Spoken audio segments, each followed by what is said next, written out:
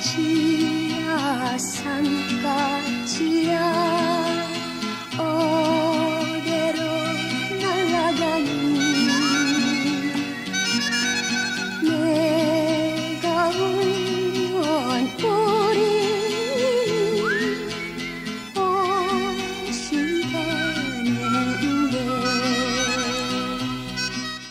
시청자 여러분 안녕하세요. 산까지 TV의 최한순입니다. 우린 때때로 아주 귀한 것을 찾았거나 또 어떤 일에 감동을 크게 받을 때가 있죠. 그때는 어떻게 하나요? 가만히 있을 수가 없어요. 누군가에게 알려주고 싶어서 그런 사람을 일부러 찾아다닐 거예요. 그런데 세상에서 가장 위대한 것을 찾았다면 어떻게 할까요? 중요한 일들도 다 내려놓고 우선 그것을 알려줄 사람들을 찾아다니겠죠. 그렇게 평생을 살아온 저희들의 고백입니다. 찬송가 중에서 예수로 나의 구주 삼고 부르겠습니다.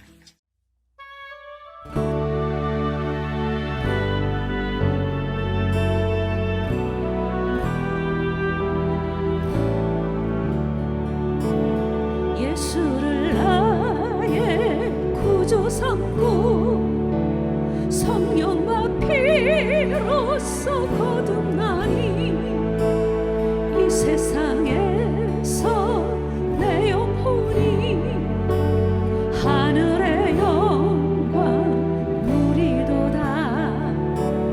이것이 나의 간증이요 이것이 나의 찬송일세. 나 사는 동안 끊임없이 구주를 찬송하리로다.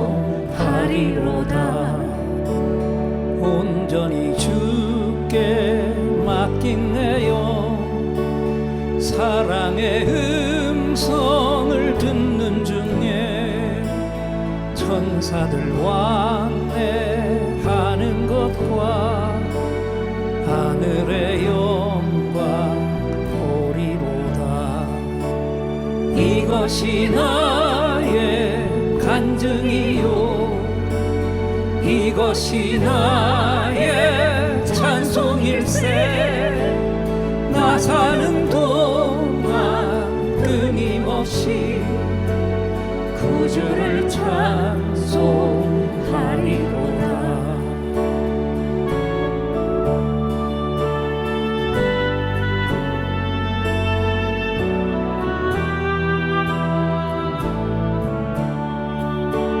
주 안에 기쁨 누림으로 마음의 풍랑이 잔잔하니 세상과 나는 간 곳 없고 구속한 주만 보이도다. 이것이 나의 간증이요 이것이 나의 찬송일세. 나 사는 동안 끊임없이 구주를 찬송하리로다. 이것이 나의 간증이요 이것이 나의 찬송일세.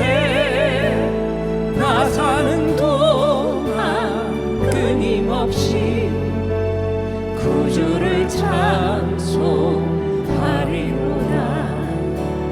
구주를 찬송하리로다.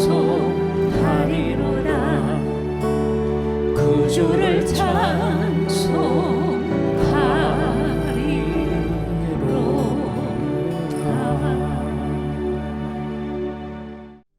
힘이 되는 좋은 글, 김종현 님이 페북에 올린 글을 낭독체로 읽어드리겠습니다. 며느리와 시아버지. 안녕하세요. 저는 33살 먹은 주부인데요. 32살에 시집을 와서 남편이랑 분가해서 살았어요. 그런데 어느 날 남편이 어머님 돌아가시고 혼자 계신 아버님을 모시자고 이야기를 하는 거예요. 어느 누가 좋다고 할 수 있겠어요. 그 일로 남편이랑 많이 싸웠지요. 위에 형님도 계신데 왜 우리가 모셔야 하냐고요. 그 아주버님은 대기업에 다녀서 형편이 정말 좋았거든요. 그러다 보니 그 일로 남편과 지지고 볶고 거의 매일 싸우다시피 했는데 하루는 남편이 술을 먹고는 울면서 말을 하더군요. 뭐든 다른 건 하자는 대로 다 할 테니까 제발 이번만은 내 부탁을 좀 들어달라고. 그러면서 이 이야기를 들려줬어요. 남편이 어릴 적에 엄청 개구쟁이였대요. 매일 사고를 치고 다녀서 아버님이 매번 뒷수습을 하러 다니셨대요. 그리고 또 하나는 남편이 어릴 때 골목에서 놀고 있을 때 지나가던 트럭에 받칠 뻔한 걸 아버님이 보시고 막아섰다가 부딪혔는데 그것 때문에 지금도 오른쪽 어깨를 잘 못 쓰신다고 했어요. 이 아버님이 하시던 일이 노가다, 막노동이었는데 남편은 군 제대를 하고도 26살 때까지 그냥 놀고 먹었다고 합니다. 아버님이 남편을 늦게 낳으셔서 지금 아버님 연세가 68이 되셨고 남편은 33살인데요. 60을 넘기시고도 노가다를 하며 가족들을 먹여 살리느라 고생만 하셨다네요. 노가다를 오래 하면 시멘트 독이라고 하나요? 하여튼 그것 때문에 손도 쩍쩍 갈라져서 겨울만 되면 많이 아파 고통스러워 하신다고 했어요. 평생을 모아온 재산으로 마련했던 조그마한 집 하나도 아주버님이랑 남편이 결혼할 때 집착만 해주신다고 팔아버리고 지금은 전세를 들어 사신다고 하면서 이제는 어머님까지 돌아가시고 혼자 계신 걸 보니 마음이 아파서 눈물이 자주 난다고 하더라고요.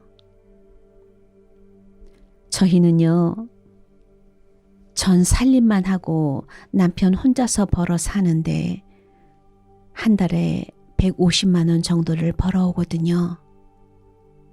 근데 아버님이 오시면 아무래도 반찬도 신경 써야 하고 여러 가지 일로 힘이 들 것 같더라고요. 마침 임신까지 해서 3개월째인데 시아주버님 가정에서는 절대로 못 모신다는 못을 박았다고 남편이 말을 하더라고요. 어떡합니까? 저렇게까지 남편이 말을 하는데 그래서 넉 달 전에 모시기로 작정을 하고 아버님을 모셔왔어요. 처음엔 아버님이 오지 않으시려고 자꾸 거절을 하시더라고요. 늙은이가 가봐야 집만 되고 눈치가 보인다면서요. 그래도 남편이 우겨서 모셔왔는데 모셔온 첫날부터 여러모로 정말 신경이 많이 쓰였습니다. 그런데 우리 아버님 매번 반찬에 신경을 써서 정성껏 차려드리면 그걸 드시면서도 엄청 미안해 하셨어요. 가끔씩 고기 반찬이나 맛있는 걸 해서 드리면 안 먹고 놔두셨다가 남편이 오면 먹게 하시더라고요. 그리고 저 먹으라고 일부러 드시지도 않았고요. 거기다가 하루는 장을 보고 집에 왔는데 아버님이 걸레질을 하고 있으신 걸 보고 놀라서 뺏으려고 했더니 괜찮다고 하시며 끝까지 다 청소를 하시더라고요. 그리고 식사를 하시면 바로 들고 가셔서 설거지도 하십니다. 아버님께 하지 마시라 몇 번 말씀을 드리고 뺏어도 봤지만 그게 편하시다고 했어요. 제가 왜 모르겠어요. 이 못난 며느리 눈치가 보이시니 그렇게 행동하시는 거였죠. 저도 그래서 더 마음이 아픕니다. 남편이 몰래 아버님 용돈을 드려도 그걸 안 쓰시고 모아두었다가 제 용돈 하라고 주시는데 어제는 정말 슬퍼서 펑펑 울었어요. 아버님께 죄인이라도 된 듯해서 눈물이 왈칵 쏟아졌는데 참을 수가 없더라고요. 그리고 한 달 전쯤부터 아버님이 아침에 나가시면 저녁이 되어서야 들어오셨는데 어디 놀러라도 가시는 것 같아서 용돈을 드려도 받지도 않으셨고 웃으면서 다녀올게 하시고는 매일 나가셨어요. 그런데 어제 아래층 주인 아주머니가 말씀을 하더라고요. 오다가 이 집 할아버지를 봤는데 유모차에 박스를 실어서 가시더래요. 이 말을 듣고 정말 깜짝 놀랐습니다.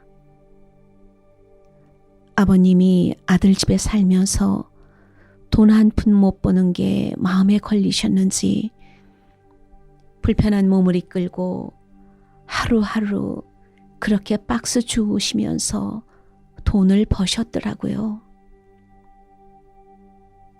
그 이야기를 듣고 전 밖으로 뛰쳐나갔습니다. 아버님 찾으려고 이리저리 돌아다녀 봤지만 찾을 수가 없었어요. 너무 죄송해서 엉엉 울었습니다. 곧바로 남편한테 전화를 해서 상황을 말하니까 남편도 아무 말이 없더니 저녁 5시가 조금 넘어 평소보다 일찍 들어왔어요. 남편도 마음이 정말 안 좋은지 아버님을 찾으러 간다고 하곤 바로 나갔는데요. 제가 바보였죠. 진작 알았어야 했는데 며칠 전부터 아버님께서 저 먹으라고 봉지에 가져다 주신 과일과 과자들이 아버님께서 어떤 일을 해서 사온 것인지를 몰랐던 거예요. 못난 며느리 눈치 안 보셔도 되는데 그게 불편하셔서 아들 집에 오셔서도 편하게 못 지내시고 눈치만 보다가 불편하신 몸을 이끌고 그렇게 일을 하고 계셨다니. 친정 우리 아빠도 고생만 하시다가 돌아가셨는데 돌아가신 아빠 생각도 나서 한참을 펑펑 울었습니다. 그날따라 아버님이 웃으실 때 얼굴에 많은 주름과 손목에서 갈라진 피부가 자꾸 생각이 나며 너무 죄송해서 남편이 아버님이랑 들어올 때까지 엉엉 울고 있었는데 남편이 나가고 1시간이 좀 넘어서 아버님이랑 같이 들어오더라고요. 아버님은 들어오시며 제 눈치를 보고 뒤에 끌고 있던 유모차를 숨기시는 모습에 제 마음이 너무 아팠어요. 오히려 죄송해야 할 건 저였으니까요. 왜 그렇게 아버님의 그런 모습이 가슴에 남아 지금도 이렇게 마음이 아플까요? 달려가서 죄송하다며 아버님 손을 꼭 잡고 또다시 엉엉 울었습니다.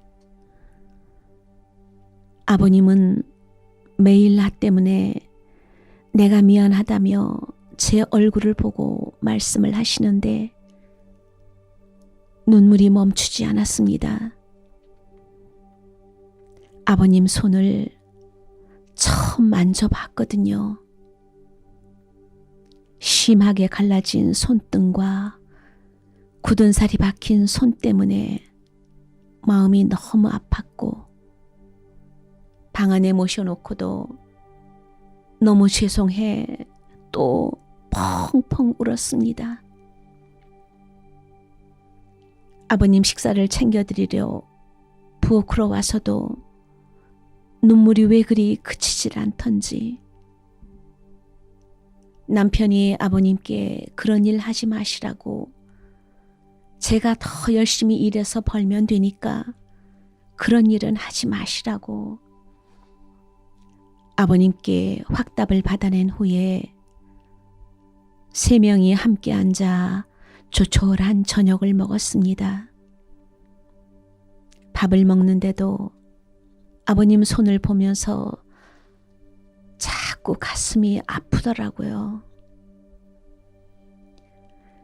오늘은 남편이 노는 날이라 아버님 모시고 시내로 나가서 쌀쌀해진 날씨를 이겨낼 아버님 잠바 하나랑 신발을 샀는데 한산코 괜찮다고 하시던 아버님께 자꾸 그러시면 제가 아버님 눈치가 보여 너무 힘들어요. 그랬더니 고맙다고 하시면서 결국엔 받으셨어요. 그리고 집에서도 아버님이 심심하실까봐 케이블 TV도 신청을 했고요. 아버님이 스포츠를 좋아하시니까 오늘 야구 방송이랑 낚시 방송을 보시며 너무 즐거워하셨어요. 그날 제가 조용히 다가가 아버님 어깨를 만져드렸는데 보기보다 너무 왜소했어요. 제가 꽉 잡으면 부서질 것만 같은 그런 아버님의 어깨. 지금까지 고생만 하시고 자식들 뒷바라지 하시느라 평생 헌신만 하며 살아오셨던 아버님의 그런 자취들이 느껴지면서 마음이 또 아파왔습니다. 그날 남편한테 이 말을 했어요. 저 평생 동안 아버님을 정말 친아버지처럼 생각하고 모시겠다고요. 비록 지금은 아버님께서 불편해 하시지만 언젠가는 친딸처럼 생각하시면서 대해 주실 때까지 정말 잘 할 거라고요. 그리고 아버님께도 말씀을 드렸어요. 제 눈치 안 보셔도 돼요. 제가 그렇게 나쁜 며느리가 아니잖아요. 아버님의 힘든 희생이 없으셨다면 지금의 남편도 없었잖아요. 그랬다면 지금의 저와 뱃속에 사랑스러운 손자도 없었을 거예요. 아버님, 저 아버님 싫어하지 않고 정말 사랑해요. 아버님, 그러니 항상 건강하시고 오래오래 사셔야 돼요. 그리고 2번 다시 그런 일 안 하셔도 돼요. 저 허리띠 졸라매고 알뜰하게 살게요. 사랑해요, 아버님. 정말 가난해도 아름다운 가정의 모습이지 않나요? 성경은 마른 떡 한 조각만 있고도 화목하는 것이 육손이 고기 덩어리가 가득하고도 다투는 것보다 낫다고 말씀을 하셨어요. 마른 떡 한 조각은 그 가정이 찢어지게 가난했다는 걸 말하는 것인데, 그런데도 화목하다면 재물이 가득하고도 다툼이 있는 가정보다 낫다고 하신 것이었죠. 이렇게 가난해도 화목할 수 있는 건 오늘 오디오북의 시아버지처럼 우리 가정 안에서도 누군가가 자기를 내려놓는 희생이 없이는 다른 가족을 세워줄 수가 없겠죠. 그렇다면 오늘 나도 우리 가족들을 위해 한 가지 희생을 해야 할 텐데, 그게 무엇일까요? 이 질문의 답을 깊이 생각해 보세요. 그리고 답을 찾으면 꼭 이루어 보세요. 나의 희생 하나 때문에 우리 가정 안에 진정한 화목이 이루어지고도 남지 않을까요? 꼭 그렇게 하시길 바라며 이제 부를 노래는 최한성님의 곡 주님의 사랑이 이곳에 가득하기를 최성국 목사가 부르겠습니다.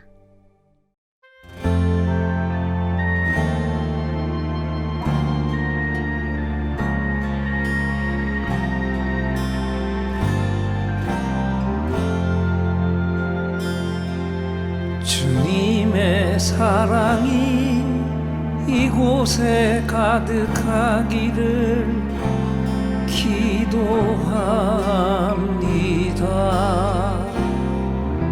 주님의 평화가 우리들 가운데 있기를 원합니다. 주님의 사랑이 이곳에 가득하기를 기도합니다. 주님의 평화가 우리들 가운데 있기를 원합니다. 때로는 지치고 때로는 곤해도 주만을 바라보면서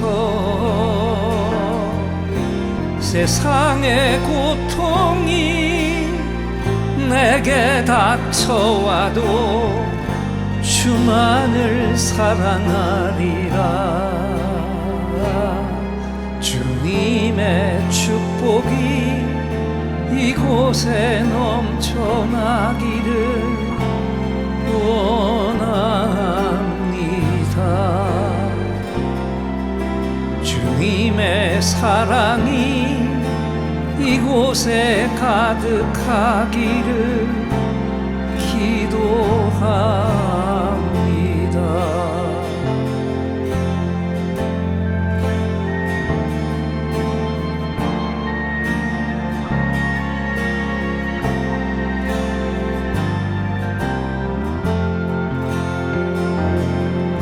때로는 지치고 때로는 공해도 주만을 바라보면서 세상의 고통이 내게 닥쳐와도 주만을 사랑하리라. 주님의 축복이 이곳에 넘쳐나기를 원합니다. 주님의 사랑이 이곳에 가득하기를 기도합니다. 주님의 사랑이 이곳에 가득하기를